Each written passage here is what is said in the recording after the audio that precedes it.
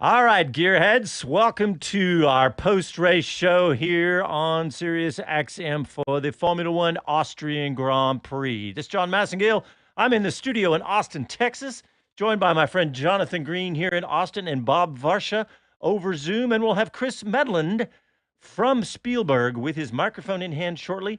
Jonathan, what'd you think? 5-second delay. Yes. I emailed, I tweeted it at Chris. Chris was tweeting out every single 5 second. I said, I think it would be easier to just tweet the ones who didn't get the 5 second. I will make one point, joking aside. It's a simple game, Formula One. Where was Alonso's and Verstappen's 5-second penalties? They weren't. Because they were smart. There you go. Yeah. It's a very good, it's not hard. But you know what? After all of that craziness, Bob, I was still kind of on the edge of my seat for most of the race. What about you? Yeah, I mean, there was terrific battles throughout the field. Fortunately, TV dwelled on them. And I got to say, it's got to be the toughest thing in the world to be a Max Verstappen sponsor, because he's going to pull 20 seconds from the field and then we're never going to see him the rest of the day. Good which point. is as it should be, I suppose. I think it was the sponsors who drove that fastest lap decision there. Well, yeah, I thought that was bold. Yeah, but, it was bold. I mean, to the point Jonathan was making, I mean, it was executed perfectly. He had a 23-second and change lead coming into the pits, 20-second delta. He comes in, gets a 2.4-second pit stop. Yeah.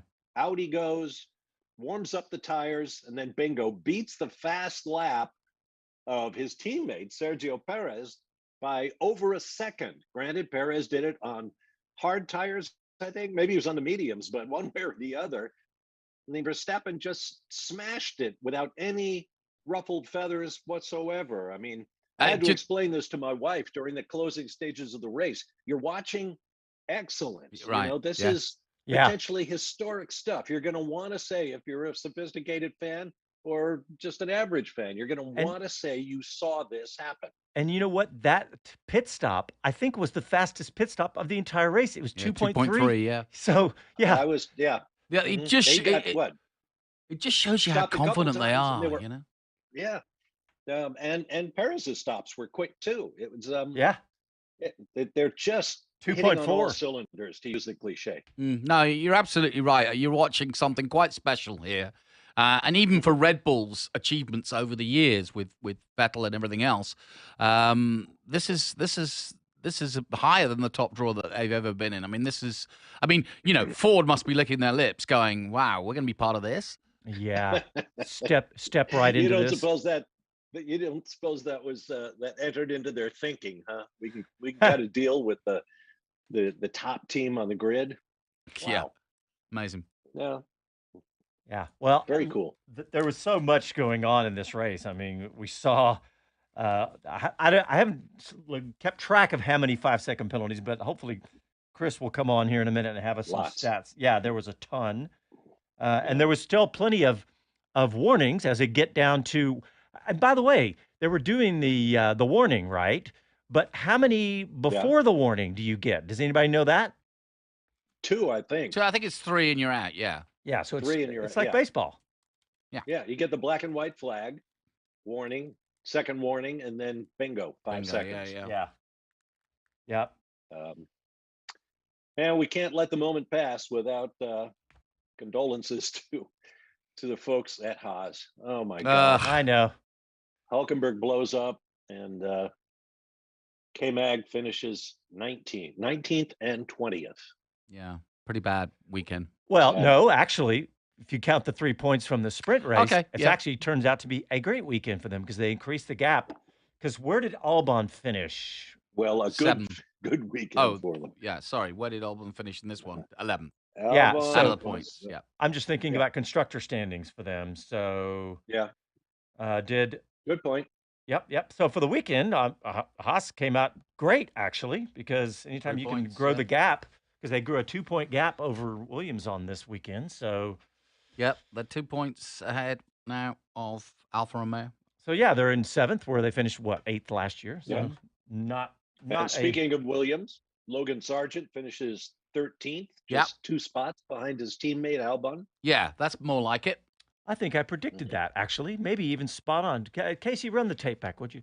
You said 14th. Okay. I knew it was something along those lines. You gave the kid no credit whatsoever. Yeah. You said 14th. He finished 13th.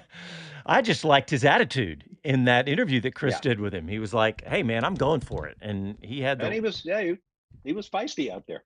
Yeah. Yeah, it was good to see. Yeah. So what about some of these battles? What about Jonathan? You were on your soapbox watching this with DRS. I'll say it again. I really do feel, and this is not out of some. I don't know. I just feel that we have developed the cars. We've got more downforce. We've got bigger tires. Is there a need for as much DRS as there is? Can we change it to be less of an advantage, as in like the smaller wing or less time or less DRS? Or can we try a race without DRS and see how much overtaking we actually get? That's what really stuck with me. What do you think about that, Bob? I mean, Formula One's been saying we like to experiment. Try a race without it. Yeah, no, I agree. That sounds like a great idea. And to Jonathan's point, earlier this year, they did shorten up some of the DRS at least one race, because as Ross Braun said, DRS was meant to close up the order, not make a pass, a guaranteed thing, which is what it seems to have turned into. So yeah, let's shorten it up, make the wing smaller, not let them use it as much. Yeah, I'd be in favor of that. I mean, I made a point to John during the commentary, and you'll appreciate it. But Crofty going, as they went into turn 3, he's made, gets excited quite rightly, as a commentator does. But without that, but without that, you turn the volume down, and it really was just okay. So he's going to pass him, and you can physically see the DRS, and it's like, okay, well, this is going to happen. Hey, so speaking of that brilliance that you were talking about, Bob, that Red Bull's doing right now, and particularly Verstappen. Look at the difference in the way Verstappen chose his spots to use DRS and versus Perez, who was really messing that up pretty badly with that battle. Was having a good go at him. Yeah, he was. That's true. Yeah. I knew we were going to raise that point, and it's a good one. I mean, Verstappen is that cool, calm, and collected in the car. He did not make the pass before they crossed the detection zone for the next DRS, so that the car he was overtaking would not get the DRS to make a counterattack. It's brilliant stuff. It's reminiscent of Senna in his early years. Martin Brundle, when he was his teammate at Benetton, used to say, Senna is thinking about the entire race and everybody in it. He's not just thinking about my car, my lap time, my tires. He's thinking about the other guys, who's around me, what are their lap times, what tires are they on, how much fuel do they have, on and on and on and on. Senna used more of his brain thinking about overall race strategy than he did about getting a good lap in the books. It's what the great ones do. They sense it. It's what Alonso's doing too right now. That when you say that, when you think about a race brain, I think of Alonso, but maybe Verstappen may be even better.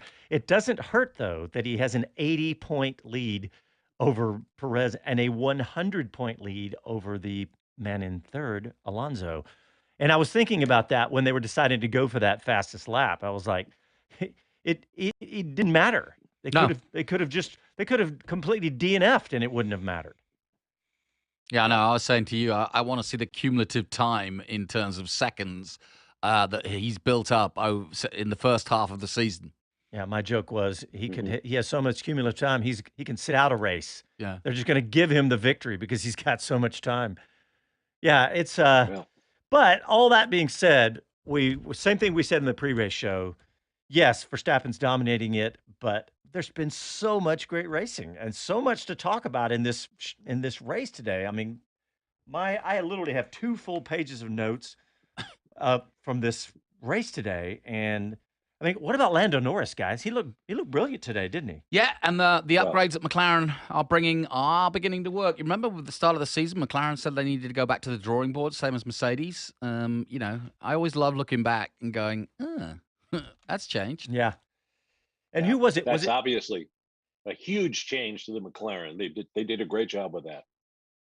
And Hamilton on the radio complaining after he got his 5-second penalty, just goes back to what you said. Just don't do it. Don't do it. Don't. I mean, don't Norris was dobbing him in, fellow Brit, just going, hey, that's Hamilton's done it again, turn 10, Yeah.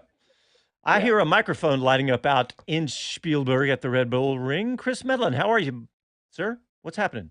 Not too bad. Just trying to position myself to doorstep some drivers in a second. So we've had the flood of guests that come back into the paddock after the podium ceremony. It's quite remarkable. This place is empty straight after the race because all the guests have gone into the pit lane for the podium. And then as soon as that ends, it's like, kicking out time at a concert. It comes flying back at you. So, just trying to pick my line. But sometimes this works for us because if the drivers want to avoid getting mobbed, they'll actually speak. So we'll see who's up. My eyes are on Lando Norris at the moment, who got driver of the day. Yes, I saw that. That's awesome. Man, speaking of the crowds, Chris, the crowds looked amazing there.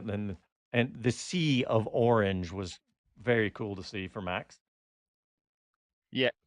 I mean, Norris tries to claim that they're all McLaren fans. But yeah, of course. I was just about to mention that. I said that joke to my wife. I said Norris got out of the car and thanked everybody for wearing McLaren colors to the Austrian Grand Prix.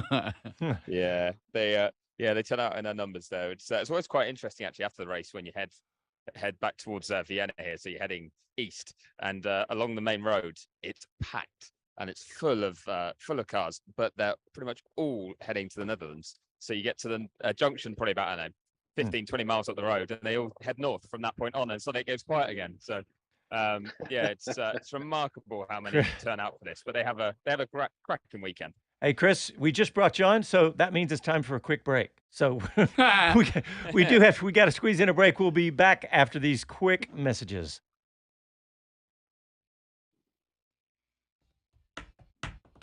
What would NASCAR be on? Not Fox. Yeah, wait, where is NASCAR right now? I don't know which channel, actually. Hey, I just got my tweet. They should be on NBC. My son's team just won the 24 Hours of Spa Gold Cup winners. Hey, that's really good. Any 24-hour win. Yeah, any 24-hour win. That's awesome, right? Yeah, in a race with 70 cars. Yeah. Even at Spa, that's traffic. Oh, at one point they had something happened early yesterday, and they were way down. They were like 15th in class, and they came back and won it. That's cool. Huh. Does he get a bonus? I don't know.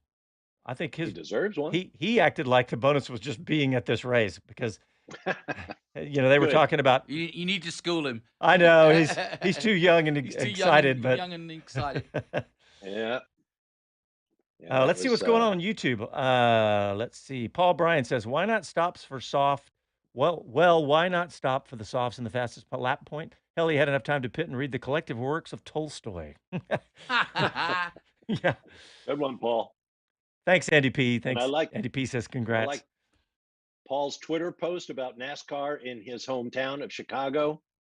Oh yeah. How some of the announcers had described a traditional Chicago hot dog with all the fixins as disgusting. Oh! And Paul, who is a foodie, was totally outraged. I would be. So. You can't say that in Chicago. Especially on national TV, for goodness sake. Wow. And expect to get a meal anywhere in town. Yeah, and get out of there alive. Hey, Mike Bowles says, Fox Sports 1, Jonathan, for NASCAR. Oh. I don't know where that is on the Spectrum I don't dial. think so. Not this weekend. All right, coming back. Fox Sports 1. No, it's not on Fox. Oh, NBC. No, it won't be on Peacock. Fox. We got. I know. Fox would have Xfinity. It's NBC time of year now. Hi, this is Gene Haas, and this is Speed City. Welcome back to the fastest hour in radio, Speed City. All right, welcome back, everybody. We watched Max Verstappen have another dominant victory here today in Austria, and we were talking about how Max could have just coasted along, didn't go for that fastest lap, and they did everything right and got that fastest lap. But Sergio Perez was 15th, qualified 15th, had another miserable weekend, really, start off anyway, and saved it by coming in second. Yeah. And I like what he said in that interview. He said, "I made it. I've been in a bit of a rough patch," and I like the fact that he's talking about that. That was, he owned it up. Yeah, Said, I agree. but he did not get driver of the day. Went to Lando Norris. But you got to. I think Sergio should have been at least in the conversation. But he could have done a lot better job there getting around the Ferraris there. But go ahead, Bob. Yeah, and it was not a breeze. Yeah, that's the point I wanted to make. It was a tough climb through the field. He had to battle several times with guys passing and repassing, and I guess it's the nature of this racetrack to do it. It's fast, but it's not long. Very few corners. Some of them fairly tight, which is where all the track limits problems came from. But he had to use the DRS where he had it and outbrake people as often as not to get that climb through the field. So it was a great job by Perez. Hey, we're talking about all these 5-second penalties, and they were all taking them in their pit stops, right? I was noticing something. The average pit stop is what? High twos, right? 2.8, 2.9, maybe. Well, I noticed that all the pit stops that included the 5-second penalties were close to 9 seconds. So it's like, where's that extra second coming from? You've got a transition between still and movement. Yeah. Yeah, I guess that's it. So, hey, Chris, I hear your mic lighting up. What's going on out there? Well, I was just going to chirp in on that. I think, all the teams now just leave a little bit of margin because the penalty's too big. If you're told, oh, you only waited for 4.5 seconds, you've got to do 5 again. It's just not worth that risk. And I was going to mention actually the Carlos Sainz fight for Sergio Perez. I mean, that was proper firm, hard racing, wasn't it? And I was surprised that Sainz was so complaining so much. I felt like if anything, it would have been Perez complaining more about the way that Sainz was defending. I thought it was still fine, but I thought he would have had more complaints. So that was one that was good to watch, wasn't it? Again, it's just another one of those that you just look behind the lead car, and there was some great fights and battles. Just someone cruising at the front. What did he say, Bob? He was intimidating him? Yeah. I don't know what he was doing, but boy, there were a couple of defensive moves, let's call them. Tactical drift, I've heard it described as it. Sainz really kind of chopped Perez on a couple of occasions. It was a real hammer and tongs kind of deal there. I just like the phrase that he said. Came on the radio and said, he's intimidating me. Yeah, and Ted Kravitz goes, I think that's the point. That this is racing. Yeah. What else is he trying? No, you should say he's trying to intimidate me, but it's not going to work. Yeah, exactly.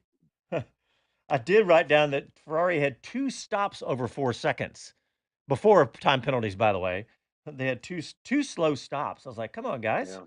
Why don't we have a rule whereby everybody has to stop for soft tires to go for the fastest lap?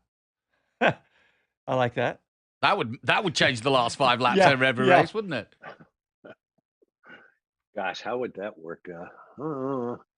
We've come up with all sorts of commentator's nightmare. We've come up with all sorts of new rules in these 2 shows today, but I was just looking through some of my notes here. Well, I want to get Andy P, and I want to get a few of our regulars. What do you think of the idea of at least trying a race either without DRS or with limited DRS?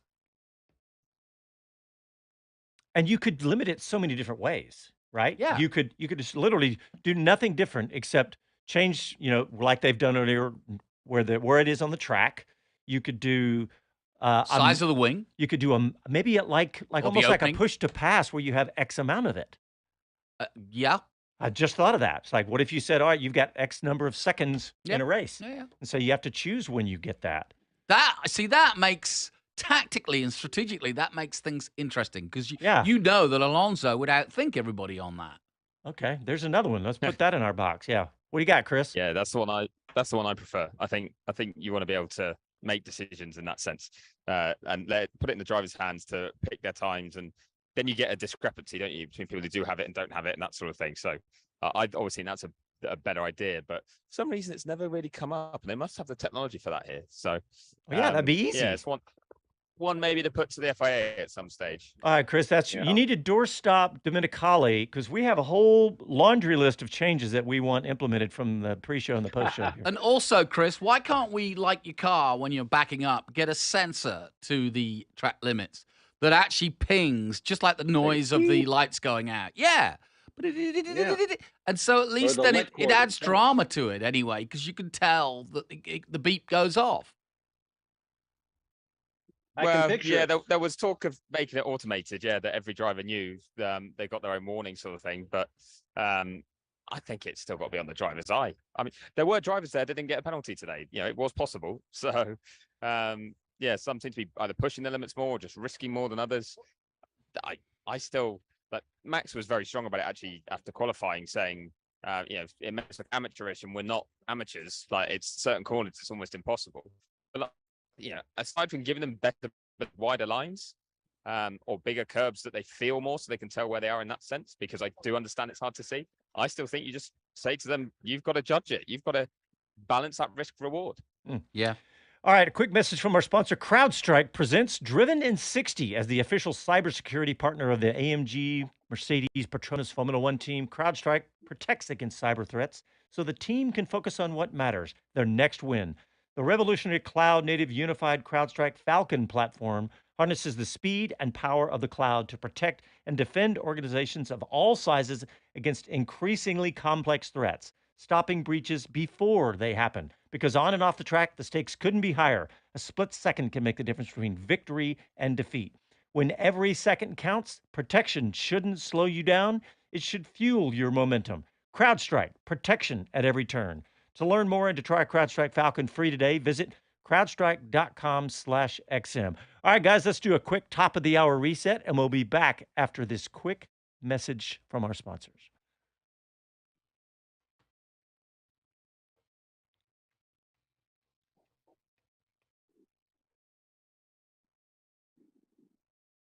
All right, we're back on the YouTube. Let's see what Eddie P had to say, Jonathan, answering you, because he said, no DRS. You could use it like an IndyCar push-to-pass thing. I like that idea, but you'd have to do it at a place where overtaking is almost organic anyway. Very good point.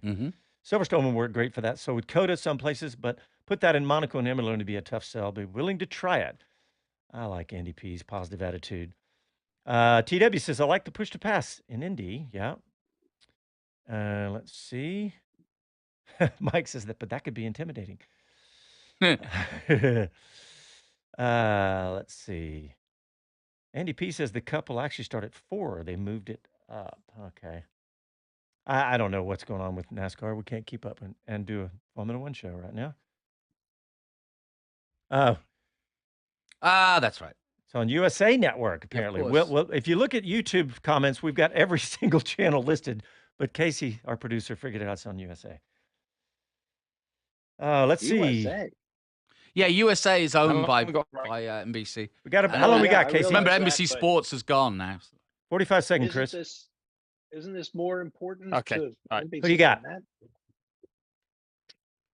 It's okay. I'll try and grab Albon after he does the F1 TV show. So I thought I was going to get him before, but I'm going to have to join that queue. So I'll position myself. It's going to be both Williams drivers are on that show together. So I'll see if I can then actually get them both straight afterwards as well. Position We can thyself. have some fun with stats when we come back if you like. I like that. I love stats. Did you get your email from Sean Kelly? The Sultan of did. Shrewsbury. The Sultan. Sean Kelly did a good job on the Will Arnett, Daniel Ricciardo grandstand show. Yeah. I think they should have had more of him during Where that. can I watch it? It's on ESPN. You just go to your ESPN app or the F1 app. No, not the F1 app. I don't think they have it. No.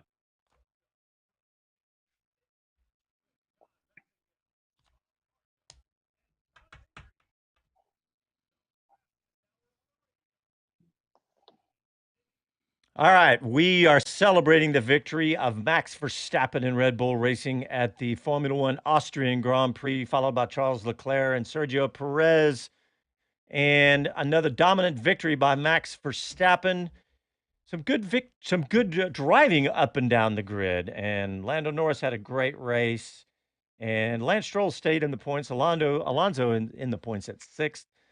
You know, Lewis Hamilton ended up, where did he end up? 7th. And after all that complaining and all the 5-second penalties.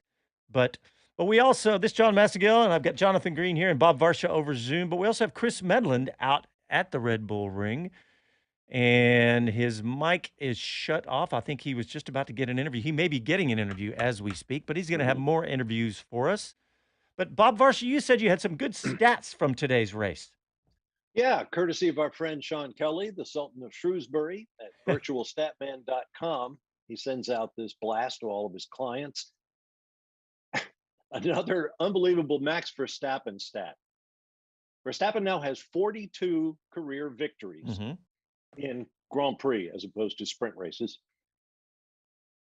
Half of them have come in the last 14 months since Imola last year. He has scored 21 race victories, and that is as many as Kimi Räikkönen scored in his 19 full seasons of Formula One. Wow. And he's a fellow world champion. How about this? And this is a question to be answered. Red Bull scored their 10th consecutive victory. Is that the longest streak for a team in Formula One history? No.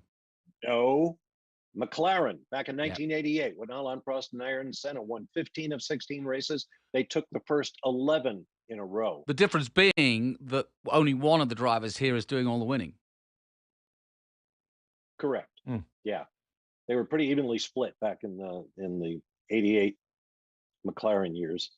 Verstappen had his streak of consecutive laps led end at 248. Was that the longest in Formula One history? Nope. I wrote Was down it the second longest in Formula One history? Nope. It's third behind Senna and Alberto Ascari. If you want to go deep into history. Okay. What year was that? Does he say in there? For Ascari? Yeah. It would have been what, 57? 53? Yeah, 53. 54, yeah, somewhere in early 50s. Yeah, makes sense. Because Ascari was killed That's right. at Monza. testing. Yeah, just after he went into the drink at Monaco. Yep. I forget what year that was. 55, I think that was. Let's see. You're loving it. Verstappen, with his 42nd I got that. win, breaks the tie with Ayrton Senna for 5th on the all-time win list. That stat about him winning half of his 42 wins in the last 14 races is just nuts. Yeah, really. Leclerc P2, Ferrari's best result of the season thus far. I wrote down 249 on those laps. I guess I'm going to trust Sean's stat. I do too, which is weird because the announcers were using Sean's stats. Yeah. Yeah. What do you call a complete lap? Because he did come out of the pits ahead of Leclerc and then got passed. Yeah, exactly. I thought about that too. Where is the cutoff? Was that the 249th lap? I don't know. How about this? This is the first time 5 victories at this track for Verstappen. It's the first time Red Bull have had both cars on the podium at the Red Bull Ring. Interesting. Huh. There's a whole bunch of stuff here, but there you go. That's those are all the happy stats. Hulkenberg, 22nd race finishing streak ended today. Oh, that's wow. the sad news. I did not. 22 consecutive finishes. I didn't think of that one. Yeah. That's... By the way, you were talking about how Hulkenberg the most unluckiest. He's got 3 fourth places, but it never had a podium. I know. He's got. Well, I think we said he's the longest in ever, right? Most races without a podium or something like that. Yep. Yeah. Yeah. 186 races, I think. Yeah. I wrote down something I want to. About it. Go ahead, Bob. Well, I was just going to say, the memories are short in Formula One. And we used to say this when Nigel Mansell was winning his world championship in '92. Hulkenberg will probably set a record for frustration that will never be matched simply because nobody is going to get that many races without producing better results than that. Just as Mansell, did a bazillion starts before he won a race and then a world championship. Mika Hakkinen took forever to win his first race and then won 2 world championships. But, young drivers, and Red Bull is the primary culprit in this, you just don't get enough races under your belt without producing positive results in terms of podiums and laps led and poles and race wins, most important of all. So I'm saying Hulkenberg will set a record that'll never be touched. What I was about to say is I wrote down, I noticed the troubles that Mercedes was having, and maybe I may have been a little bit anecdotal, but it looked like the car was fast, but they kept having trouble in the braking zone. Like that may be the Achilles heel of the Mercedes, and I didn't know if anybody else noticed that, but that appeared to be where they lost multiple opportunities was in the braking zone. I don't know if anybody else spotted that. Yep. Makes That sense. was Mercedes you're talking Yeah, about? Mercedes, yes.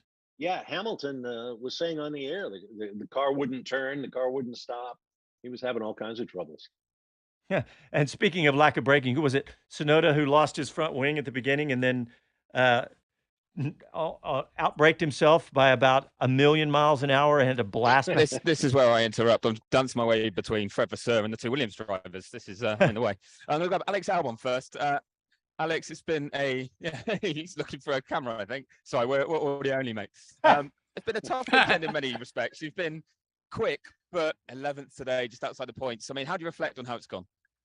Yeah, people always, when you're 11th, you can say, oh, so close to P10, but you have to look at yourself and look at the realistic performance of the car and what we could have done. And we executed everything very well. I think we didn't put a foot wrong today. I did for track limits, but otherwise, it was a well done race, and P11 was what we could have done, and we got P11. So you can't be angry that we were so close to P10 because I don't think it was there. So yeah, it was a bit frustrating. Obviously, Lance was coming up quickly. The Jaws music was playing, but we can get it. You and everyone else with track limits as well. But yeah, how do you reflect then on how Williams is performing right now? Because obviously coming off Canada as well was perfectly executed. I mean, does the team feel like it's stepped up a level recently? Yeah, definitely. We a combination of Canada, Red Bull Ring. If you want to prioritize good tracks for us, clearly Monza is at the very top of that list. But there are a few other tracks that falls well into our favor, and these are two of them. But of course the upgrade as well, and that also reflects, I think, on Logan's race today. He had a great race, only 2 positions behind me. So we're making steps forward. That's clear. Just might have a little bit of pain in the next few races. Spa, I think, will not be a bad one for us again, and if it stays cool, because it's good for our tires staying cool. But let's see. Not hopeful about Silverstone, your home race. There's going to be a huge crowd out for you. Yeah. We will say, actually, last year we weren't that bad. But I lasted 10 meters before I crashed. So hopefully anything better than last year. Well, just finally, you mentioned track limits. What's your view on them? Do you think it's fine? It's just annoying that everyone gets penalised here, or do we need a different solution at this track?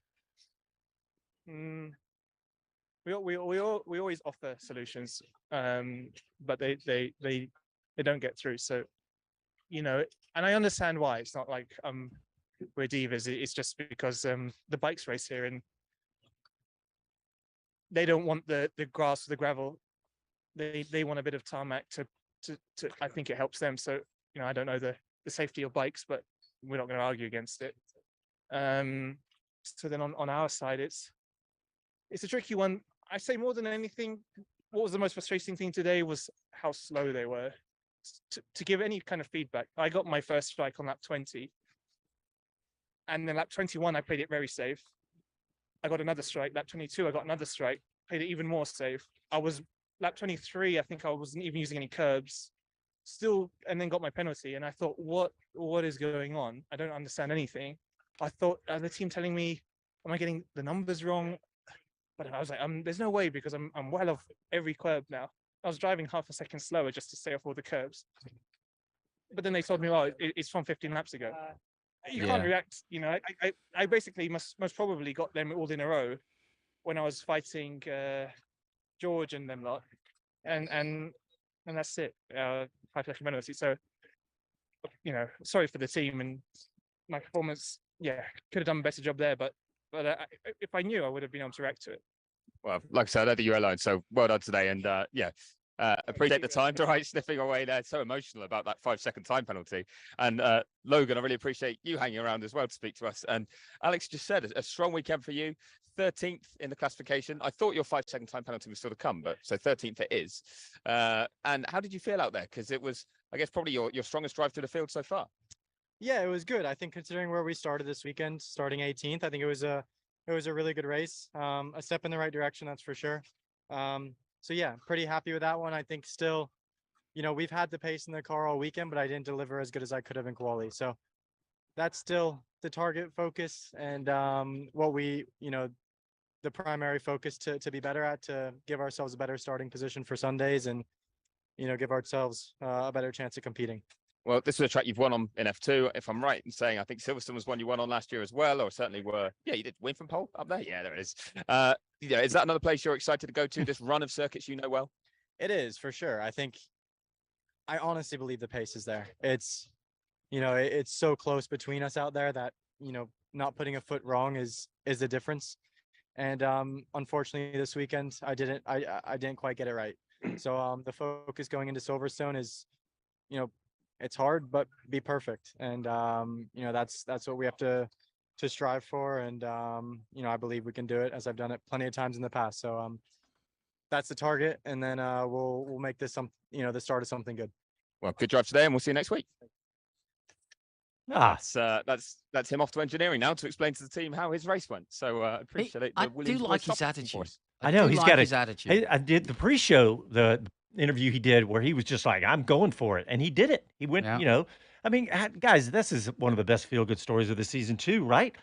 I think so. I mean, that it's disappointing that Albon didn't get in the points. That this is Williams we're talking about. The last few years, we couldn't have come close to saying that. And by the way, Chris, you can tell Alex Albon that that we're just shy of the 90 million short of the 90 million that ESPN paid for the video rights. So we'll work on that for next year. Yeah, tell him. We'll pass the hat. Yeah. No, we're 89.99. Yeah. 99999. A lot of nines, Shy. a lot of commas. A lot of lines. Well, but with regard to Logan Sargent, I'd love to hear that engineering debrief, because he seemed to have a very quiet race, which suggests to me, given that good 13th place finish, that that everything worked. We heard James Vowles say regarding the Williams effort in our pre-race show that they have put updates on the car that have been effective. So, that's all good news. And if Logan Sargent goes out there and has a quiet race, may not have had all the updates on the car, but if he has a quiet race and the tires were manageable and he does a minimum number of stops, that's good news for Williams. Yeah. Hey, Chris, are you hunting anybody? We got to squeeze a break in. I am indeed, but I think you're probably safe to go, because I'm looking at Fred Vasseur do a TV interview right now. But yeah, I want to see how he reacts to that podium for Leclerc. Second place is strong points. So I'll try and grab him after the break, and if I have to, we'll record it in the gap. All right, okay. You're listening to Speed City, and we'll be back after these messages.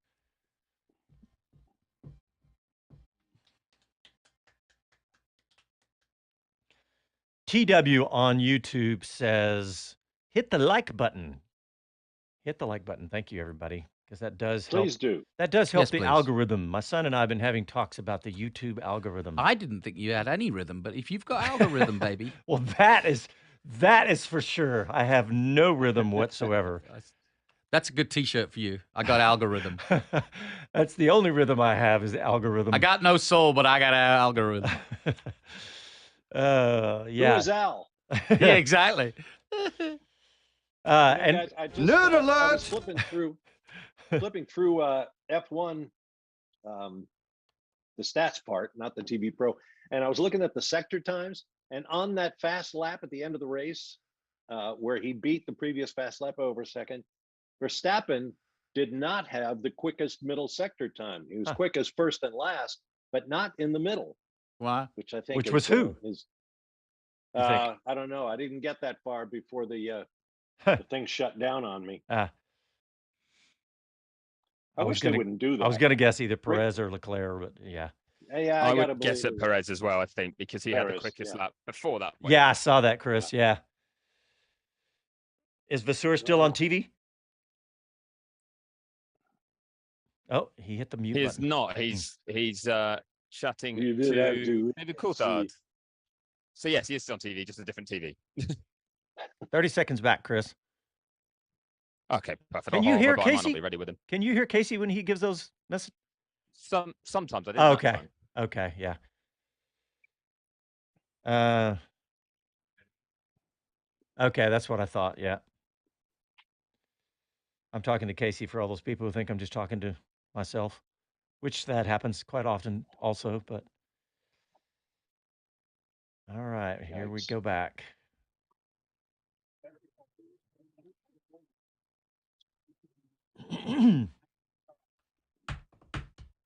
Hi, this is Jay Leno from JayLenosGarage.com, and you're listening to Speed City. Welcome back to the fastest hour in radio, Speed City. The Speed City F1 post-race show on SiriusXM is brought to you by CrowdStrike.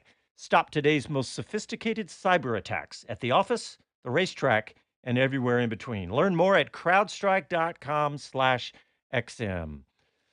All right, we're waiting on Chris Medland to get an interview with Ferrari boss Frederic Vasseur.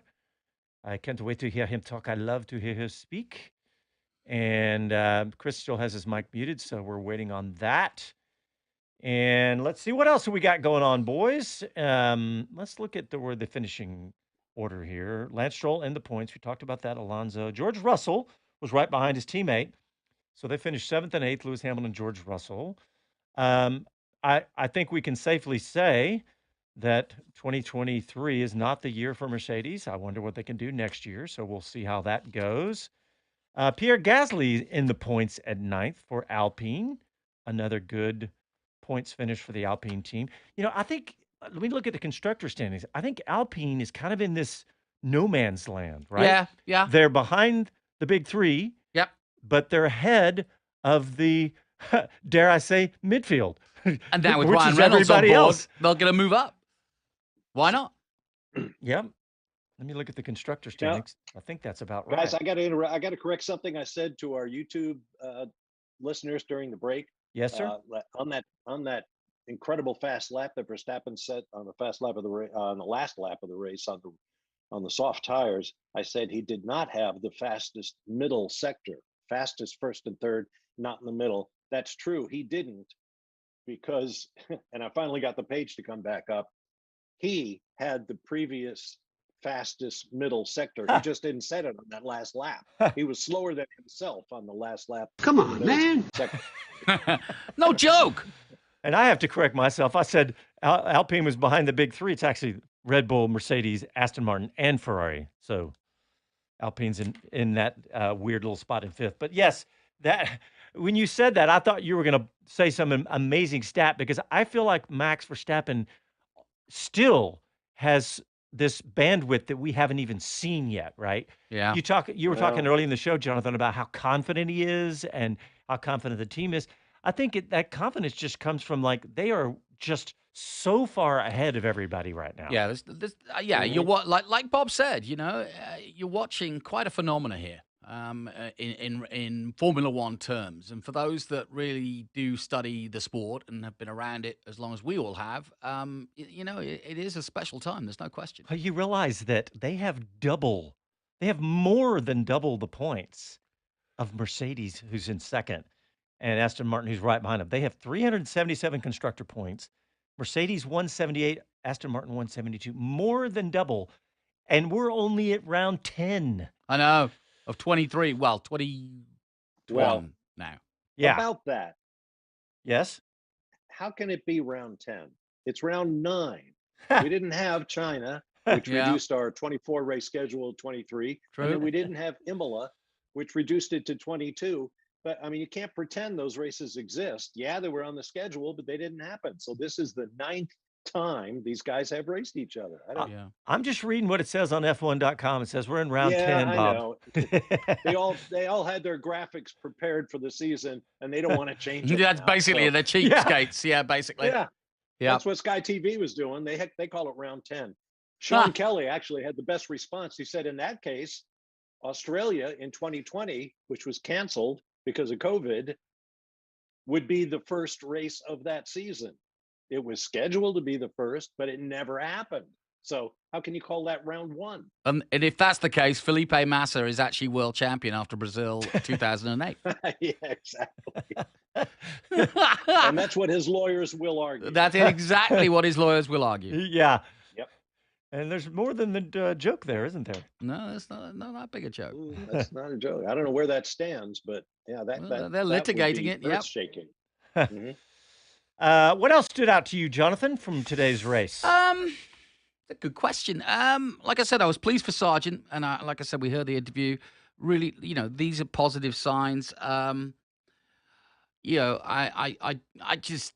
don't like all this 5-second penalty rubbish as we've talked about. But no, nothing. There was nothing that stood out where I went, wow, this is something happening on the cards.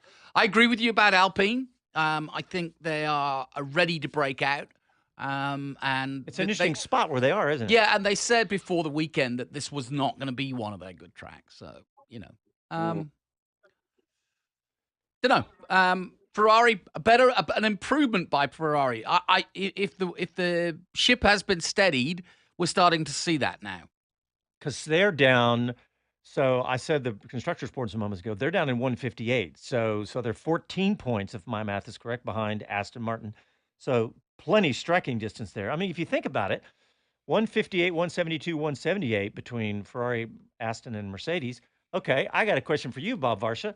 Of those three, who's going to get the second position behind Red Bull by the end of the season? There's a prediction for you. Yes. Wow. Based on what we know right now, Ferrari. Yeah, interesting. The team that's currently in fourth. Interesting. Yeah. They're on the up right now, though. Aston Martin had, by their standards, not a terrific day today. And when they, Alonso scoring with Stroll further back, you can't fight with one car. You got to have both cars scoring consistently. We've learned that over the years. And if Ferrari can keep up what they're doing today with second and fourth, I think Ferrari has a real good chance of catching the two teams ahead of them, even though they're never going to get on the same planet with Red Bull, the way things are going right now.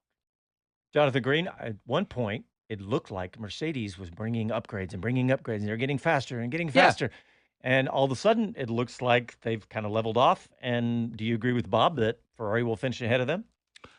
It's certainly, if you want to put a picture in time, i.e. right now, this minute, I would agree. Yeah, I do think Ferrari, they started the season in a stronger position. Mercedes said they had a dullard of a car. It wasn't going to be any good.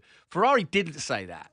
Ferrari were fast in a straight line at tests and all the rest of it, and there was hope. And there was also hope that, with this new sort of management set up, that they would be a better team. Now, Leclerc, it seems to me, is still running the team. In terms of choosing to get rid of Binotto, and also choosing, and on the radio, he kind of tells them, we'd like to do 3 stops. Nope. They didn't just, that is not how it went. They literally asked him, what should we do? I know. Where else but Ferrari do you hear that? You really don't. Dare I say it, though, at least they listened to him. Do you remember in Canada for qualifying? And it went wrong when he said it's slicks, and they were like, "No, we wanted you to do a lap on the wets." And he's like, "Okay, but it's slicks," and then he dropped out. Well, maybe that's why. We've been bumped by Fred Vasseur because he wanted to go and celebrate with Leclerc. I think he had a call to do as well. So for once he had to say no, which was a killer. So we'll go back there a bit later. But I'm stalking Lando Norris. I'm genuinely, you won't believe it, but I'm blocking his entrance to his own motorhome, so he can't get past me. That's funny. Because he's just finishing up British TV. I know. It's like, well, if I've been blocked by a team boss, I'm not going to be blocked by a driver who's had a good day as well. So yeah, he's going to be upset with me, I think, here for standing right in his way. But with a bit of luck, he'll be wrapped in a second with British television, and we'll chat to him about it because that was a strong one today from Norris. But he's just always good here. Always good. I love watching Lando now because he is completely grown up, hasn't he? Watching his interviews now, he is like a grizzled old veteran now, and it just 2 or 3 years ago, during the pandemic particularly, he was such a kid, and now Well, here he comes as well. Lando, driver of the day today. Not a bad day's work. 5th place as well. How pleased are you with that performance? I'm very pleased. I feel like I won the race today, but I didn't. So no, I mean, very good. I'm very happy. The best result we could do. I feel like, of course, at times you got close to P4 and P3, and there's people ahead. but they were just too quick for us. I mean, the Red Bulls were way too quick. I mean, still how far ahead Max was. He almost slaps me. So yeah, that was it was good. It was nice to be there, nice to like feel like you almost had a chance, even though it still felt quite a long way away. So yeah, perfect day and a good reward for the whole team. Even with yesterday not going well, it was nice to kind of bounce back and have a very, very strong result. Well, who are we bigging up here? Team upgraded the car, but you're always mega fast around this place. So was it all you? Was it all the team? Which one? I mean, I was the one who didn't get the penalties today, so I think that side of it's down to me. That's a huge win on this grid. But the car was clearly a step forward. The car was clearly better, which is a very positive thing. That's why I say the team got rewarded for the hard work and the upgrades, and plenty of things to work on. Like I wouldn't say I was super happy with everything. Some things were still very tricky to manage. The tire degradation, the slow speed corners were locking so easily. So there's plenty of things I still want to do better, like make better and improve on. But this was a good step. It was a step in the right direction, clearly, as we demonstrated today. We just need more. Simple as that. And do you get more of it at Silverstone, home race, big weekend? Kind of ish. It's a bit of a different upgrade. So I don't really know what it's going to do just yet. So we'll find out then. But I just look forward to Silverstone, the weekend itself, seeing the British fans having a home race. I'm super excited for it. Well, good luck, and I'll let you get over there. Thank you very much. Hi, and you know what? Let him into his motorhome now. Go ahead, Bob. They don't know because they can't test. It drives me nuts. Yeah. I mean, McLaren would know so much more about. Everybody would know so much more about their car if they could just be given a few hours of testing somewhere. And you know what, Bob? I read an article this week saying that Ferrari used one of their filming days to do testing. That's just wrong. It's a shame, I think every team does that. Yeah, they'll have upgraded their car for a promotional day, and they're still limited. They've got to use promotional tires that aren't that representative. Yeah. And they're limited in how many miles they can do. But that's like you said, it's the only way they can get actual real life data. Promotional tires, I can imagine the lack of grip those have.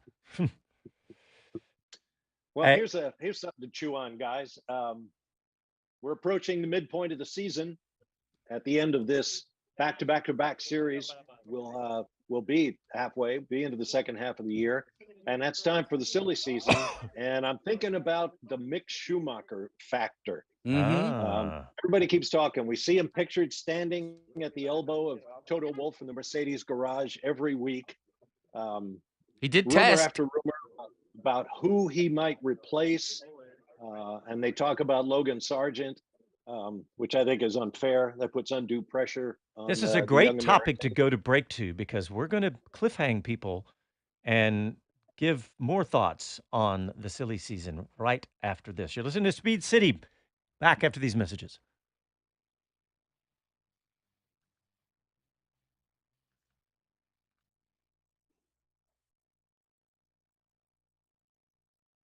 All righty then. Let's see what's happening. Cliffhanging. Is that like keel hauling? We're going to cliffhang our what? I mean, you can hang from a tree. That's all you need. Just a little space under your feet. You don't have to go off a cliff. We're not launching missiles here or cliffhanging. Mike Bowles on YouTube says, so to speak, I love the competition. It's exactly what we were saying in the pre-show, is that this race today was super fun to watch, but we knew who was going to win. And Yeah, true. Which we will say, in hindsight, it was a safe bet. But I mean, you never know. This track is like the equivalent of a bull ring oval in the United States. They'll throw up surprises, and it's going to lead to a lot of bruised race cars and bruised feelings. Hey, TW says on YouTube, Bob, no chance Schumi gets a ride. And by the way, if you want a fantastic insider's viewpoint of the silly season, read or listen to Gunther's book. Later in the book, Jonathan, later in the last 2 or 3 chapters, I know you're early on in it, he talks in fact, in quite a bit of the book, he talks about Schumacher and Ralph Schumacher, how he's berates Gunther, and Gunther gets back at him pretty good. But there's a lot of that discussion in the book.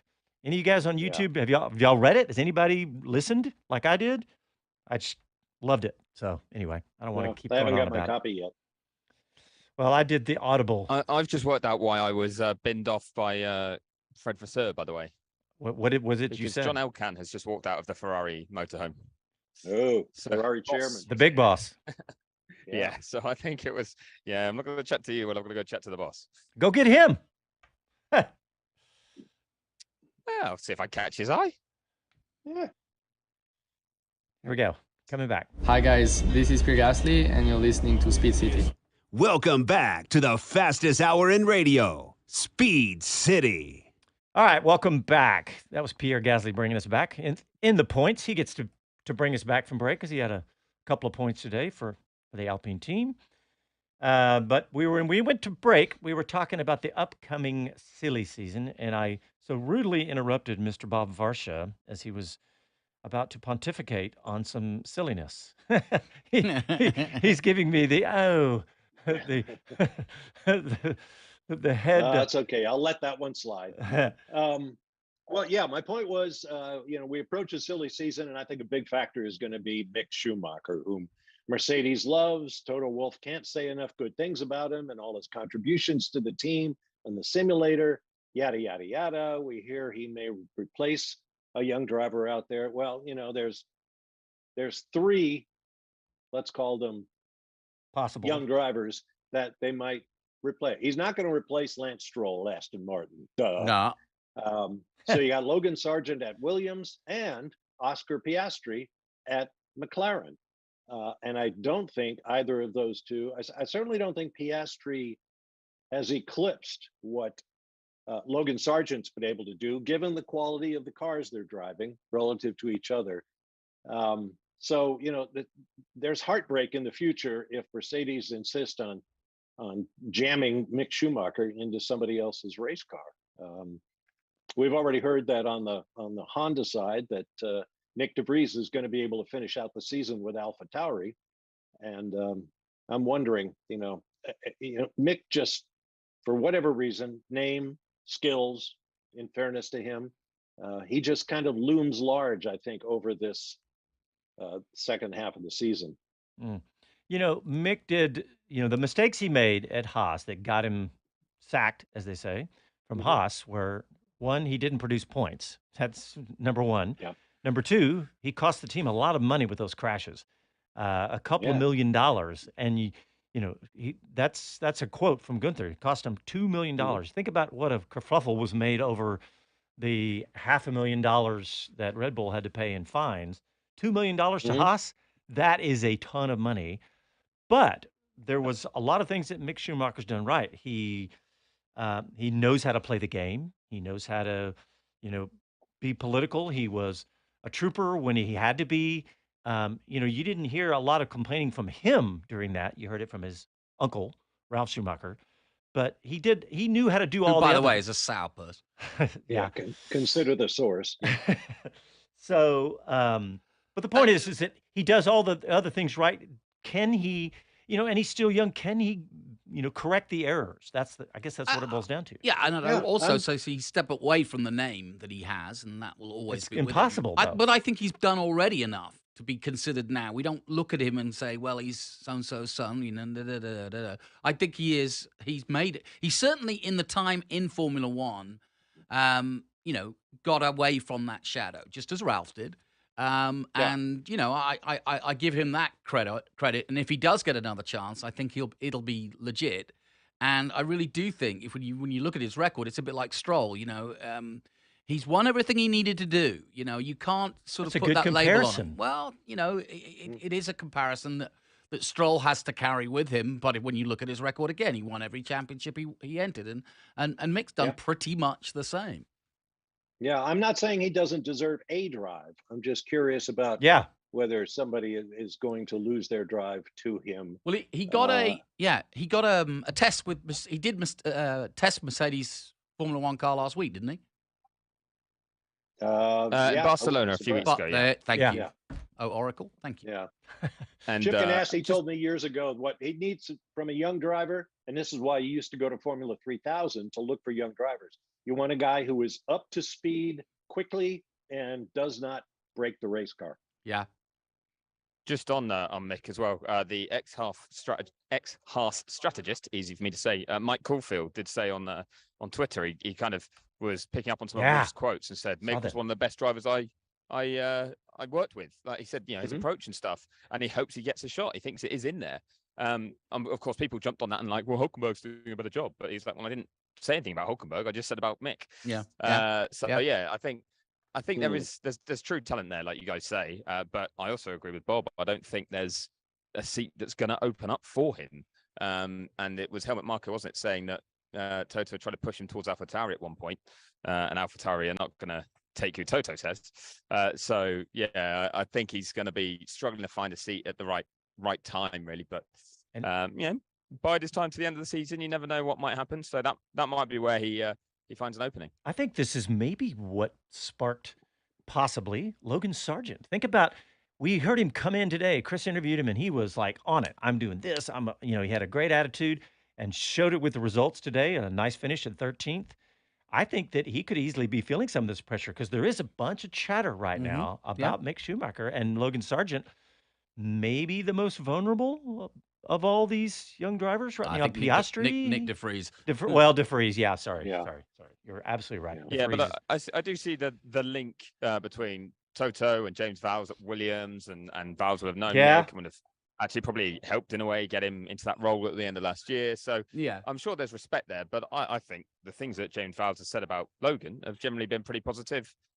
He likes the talent that he's seeing there. So yeah, I'm not convinced that they'd make that switch. Yeah. Hey, Chris, did Sargent end up with a 5-second penalty also today? Yes, he did. Yeah, he was one of many. But the race classification does have him still as 13th. Where when the race finished and I saw where he crossed the line, I thought he was going to lose a place. I think it's to Zhou Guanyu, but it must have been that it automatically updated quickly. But yeah, he did get a penalty, but no position lost. Here's an obscure question, Chris. Solid work. What's happened to Alfa Romeo? They showed signs last year of being pretty competitive, but you mentioned Zhou there. We've hardly seen Bottas and Zhou all year. Well, I'll tell you what, I'll run down there in a second. I'm going to walk down there with Mario Isola from Pirelli, because we're going to go and find out what's going on at Alfa Romeo this season. But we're going to ask about the tyres first, Mario. Okay. We're talking about it on the grid. It kind of played out exactly as you said. Medium, pick a subject. Medium or medium hard. Any surprises with the way some of the strategy worked out, and certainly the risk Max took with a late stop for the fastest lap? Yeah, it was not really a risk because we know that Red Bull is quite good with the pit stop. So yeah, you are right, because it's always a risk when you add one stop. But as you said, behavior of the tire was in line with our prediction, and therefore the strategies. I believe that the virtual safety car didn't change the approach. So it was a two-stop race for all the drivers. It was not possible, or not possible. It was possible, but not convenient to change the approach to only one stop. It was too slow compared to the two stops. What is very good to notice in this race was the possibility for drivers, I refer to Carlos and Checo, for example, to fight on track. A lot of time we talk about overheating. We had some degradation, thermal degradation. That is what we want. But the overheating, if they had overheating, it was manageable because they had the possibility to fight on track. That is exactly what we wanted to see. Same for Formula 3 this morning, same for Formula 2 later in the morning. So all the races were exciting. Obviously, Max is super strong at the moment and dominating the races in any condition. But if you look at what happened in the back of the classification, it was a very nice race. Yeah, it was like the perfect Pirelli race, I guess, having a two-stop where drivers could push and fight. But we've got a bit of time on the show where I'm going to ask you a wider question, which I'm sorry to put you on the spot, but Pirelli's got some competition for the next tyre tender. Sounds to be Bridgestone, but I know you're not allowed to name who it is if you know or don't know. But how do you feel about that competition, and how do you feel about your chances of retaining the tyre tender from 2025 onwards? It's difficult to have a feeling because, as you said, we don't have any official confirmation that there is a competitor, but we heard that there is, and as you said, is probably one of the biggest manufacturers in the world. So on the technical side, they are a bigger competitor. I rely on the fact that in these 12, 13 years, Pirelli did a a lot for Formula One in terms of following the request, producing different tires, changing the size, changing the wheels, and always trying also to activate Formula One on the marketing side with new programs from the Fan Festival in the past to the Formula One exhibition now. Hot Laps was a program created together with Pirelli to show our customer and Formula One customers that what we can achieve on track is also possible for road cars and road tires. That means safety for the road. Formula One Academy is another good project. So in general, we always try to follow all the ideas and projects together with Formula One. So I believe we have been a good partner in the last 13 years, and I hope we can continue for an exciting 3-4 years time. And do you know when you'll find out? There is no deadline for the tender, so we are now in the second phase, the commercial negotiation, and the last one will be after the commercial negotiation. The decision will be taken by the FIA and F1 together, but there is no deadline. Okay, so a few sleepless nights to you ahead, I guess. Fingers crossed. Well, yeah, good luck for it. Thank you, Mario. Chris, thank you. I wasn't sure. Excellent. I asked Chris on Zoom chat if he could ask that question. I didn't know if he could see it while he was interviewing. So awesome. Or did you not see it? I could not, but great minds. Yeah, there we go. Just check. Yeah. Well done. Nicely done. Nicely done. Yeah. You know, I always We spend too much time together, don't we? yeah, I think that is the problem. That's if you follow Pirelli, and I do to a certain extent. You heard Mario Isola say Bridgestone Firestone is one of the biggest in the world. I thought Pirelli was the biggest in the world, but what stands out to me with Pirelli is they support so many different forms of motorsport. I mean, they are the exclusive supplier to World Rally, to all these junior Formula. They're in motorcycles. You name it. It's and they got a bad rap early on. I used to have titanic arguments with a friend who was a self-educated tire engineer buff, who'd say, "God, look at Pirelli's tires. They fall off. They're terrible. What a crap tire."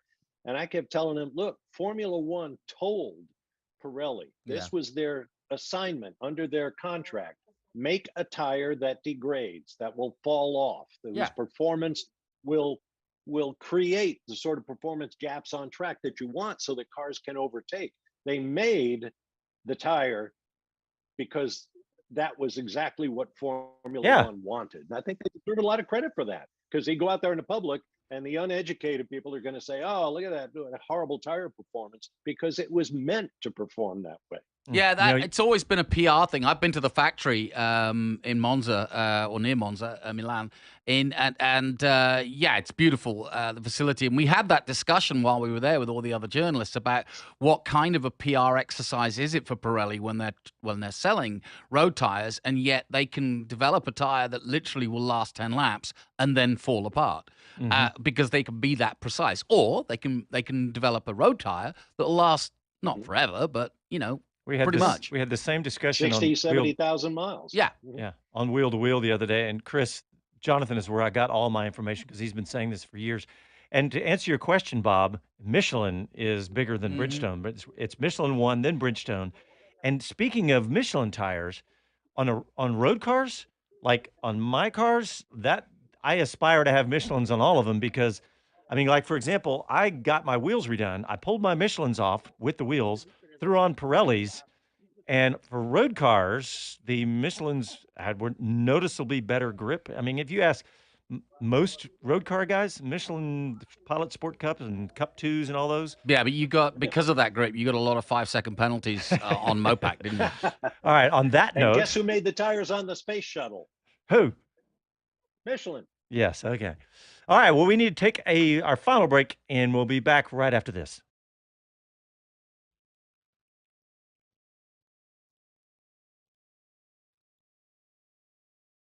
I need to ask Paul Bryan if he's still online. Is he building an ark?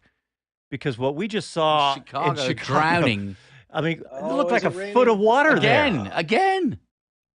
So it's still the Xfinity from yesterday, but it's only into stage 2 with 5 laps to go. Yeah, it was. I mean, seriously, it looked like about a foot of water on the racetrack. Are they red flag or? Are they, Oh yeah, they completely stopped. Yeah. Are they putting the Goodyear rain tires on? What you I mean? see that giant smile on your face. Xfinity, yeah. I mean, Goodyear makes a rain tire for the stock cars. They've hardly ever used them, but I have ridden on them. Yeah, with Kyle Petty. Yeah, in the wet. We have them in Trans Am. Pirelli. You have Goodyear. Oh, Pirelli. Sorry, we have Pirelli. Yeah. Yeah. All right, and we got one another series short, one short segment left, and I'm looking at some of the notes. Like, I was just thinking what we're going to talk about, but Bob, you had in your Red Bull denies Perez seat in jeopardy. That's a good one. Yeah, we kind of covered that, I think. Yeah. Let's see. Horner questions 2026 engine rules, which he says may ruin the racing. Ruin his lead. What have I got in there? Jonathan, you have. We already talked Nick DeVries being replaced. Budget cap to have penalty have massive impact. Ricardo, a safe bet to replace Perez, says Berger. Oh, really? Yeah, I just threw that in there. Yeah, Berger's he's fanciful, shall we say? Liberty gives hope to Andretti. Which one is that? Oh, that's from Greg Maffei. Yeah, it's actually from that interview. Yeah. That's a good topic. We touched it, a lot of that. In fact, a ton of that on Wheel to Wheel. Chris and I did, but it's definitely a good topic. Can we quote you from Wheel to Wheel? I don't know. I'm sure we could. Absolutely. Okay, good. Cross promote. We try and cross promote both shows. Yeah, we should. But we should play some out of Wheel to Wheel. Yeah, and then tease it. Here we go. Hey, this is Kurt Busch. You're listening to Speed City Radio. Welcome back to the fastest hour in radio, Speed City. Casey grabbing a Kurt Busch quote because we're watching little NASCAR on television. And or lack of it. What is a lack of NASCAR? What is going on with Kurt Busch? I mean, he had a head injury a long time ago and has yet to come back. What is? Yeah, good question. I don't know. Very good point. Yeah, I've got a feeling that is scary. Yeah, it is. Not good. Before we go to our next topic, I was going to ask Chris if he's got anybody standing by, but his mic is muted right now. So, Andy P on YouTube says it hasn't rained here in Chicago in a month, and then NASCAR shows up and it's like a flood. Ain't that just the way? Of course. Hey, we were talking about during the break. We're talking about the Wheel to Wheel show that Chris and I do. You can go to our website, speedcitybroadcast.com, to find out how to listen to that. But on that Wheel to Wheel show, we went crazy in depth on the business of Formula One. Talked all about love that. It was really good discussion. I thought so, and we had some help. Who was with us, Chris? Why am I Lawrence Edmondson. Oh, yeah. Lawrence. Yeah. I was picturing his face, and I was drawing a blank on his name. And but we pulled a lot of that off of a really fantastic business podcast. It was riveting. With Greg Maffei. That's because it was Greg Maffei from Liberty Media. The Walker webcast, wasn't it? Yeah, the Walker webcast. And it was a really, really good, I mean, it's an hour-long and who is business. Walker? He's a business consultant, what do you call him? A investment banker kind of consultant kind of guy. Sports Pro do a good podcast on But this Walker webcast was fantastic because Greg Maffei he probably spent, of that hour podcast, close to half of it talking about Formula One because Liberty owns, they own Atlanta Braves, SiriusXM, Kansas City, no, not Kansas Live City. Nation. Live Nation. That's right, they own all these entities. And they talked all about the business of sports, but spent a long time talking about Formula One and gave quite a bit of hope to the Andretti folks because we just don't know what's going to happen right now. And in fact, Chris, you probably got your head wrapped around it better than anybody. We're still waiting on a decision from about the teams that have applied, but we don't have a deadline, do we? No, we don't. I'll tell you what's quite interesting, actually, on that topic, is that I was approached by someone today. He's kind of in Alfa Romeo circles, who said they read my piece on Racer and just wanted to try and discuss some of the topics in it because there's some detail that no one in the paddock seems to know or understand, and they want to go through it. Like in a polite, positive way. It was like, oh, if you got 15 minutes for a coffee, love to chat about it. And I was like, hell yeah. So next week, hopefully, because it'll be at Silverstone, we do the chat, seeing as everyone has disappeared today, then we'll try and do it then. I say everyone's disappeared. Charles Leclerc is currently doing an interview for Ferrari themselves, just come back from the press conference with his new trophy. But Fred Vasseur has disappeared. He's actually left the track, and the whole print media were waiting for half an hour in the Ferrari motorhome to then finally be told, "Oh, it turns out he's gone." So there's a bit. We weren't the only ones that got snubbed today. Hey, Chris. So we're gonna see if we can get someone else from the team. With a view to everybody going to racer.com immediately after this program, can you just will you put in order your belief on most likely? And what I mean is Craig Pollock, High Tech, Andretti, and another? On my belief, on most likely to get put forward by the FIA to F1 as this is a team or the team that could come in and that you should look into. Comfortably Andretti. Good. From my perspective, from what I've learned, from what I've heard. Not only that, though, I kind of feel like if you're being the FIA president, the FIA and F1 have been a little bit at war at times, haven't they, over the past 18 months? Like you put your weight behind Andretti earlier this year. They have ticked pretty much every box going. Yep. Don't be the FIA who go, no one's ready. Because I think they've been disappointed actually with some of the applications they've had. Yeah. Some of the teams are, just kind of nice concepts, but realistically not something that's got strong foundations. But with Andretti, that's one that has, and FIA sort of said, well, they're someone that we welcome. So I think they could well put them forward to Formula One and say, okay, if you want to say no new team, you're the ones who've got to say it. We're saying this one could come in. So that's where I feel it's most likely to go, and would actually be the smart move from the FIA too. And then realistically, it comes down to, do they add commercial value? Because that's what I want to talk about. And whose decision is it? It is joint, so both have to approve. And so FIA and if F1. The FIA say yes, if the FIA say yes to a team, then F1 also have to say yes. But it's got nothing to do with the team managers, right? No, but they will obviously be saying their piece or what they believe or what they want. They can lobby, F1. Essentially. Yeah, absolutely. And we're getting to Concord Agreement time where F1 and the FIA will be discussing with the teams what they want.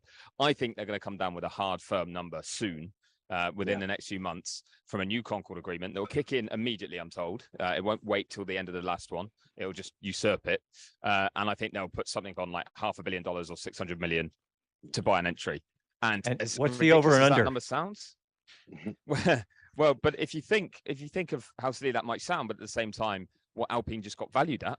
Yeah. There's only 10 teams. Yep. There's only 10 franchises as they are now. That is the franchise value. And it would automatically, building a team or buying a team, say for $600 million, spending $400 million on actually establishing it and getting the infrastructure in place and getting your cars on track. You spent $1 billion, but your team will be worth $1 billion. Gene Haas is laughing. One entry left. That's kind of, it takes a lot of money, but it will pay for itself. You've just got to have that money, and not many people do. Okay, speaking of money, Chris, the big discussion about adding any team is, will they be able to divide that number by 11 and come out better than they are now? I'd like to see, what do we think? Okay, if we think it's Andretti, how are they going to do that? How are they going to bring that money? Is it, number one, are they going to grow the TV audience even more, as we've seen in my spreadsheet that I built last week? That the you built a spreadsheet? That the ratings this year, the ratings this year versus last year, which were unbelievably higher than last year, than the year before, and the year before. This year is kind of flattened, but it's still good.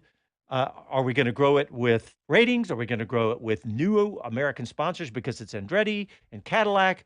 I'd like to see maybe a little discussion how that number, that division of that 11 teams versus 10 would net all 11 teams more than they're netting now at only 10. That'd be interesting too. I have a theory about this. I don't think it's the money numbers at all. Well, not entirely at all. Yeah, money is important. Wait a minute here. Who wouldn't want to have more than they do right now? I think the teams are afraid of Andretti Global.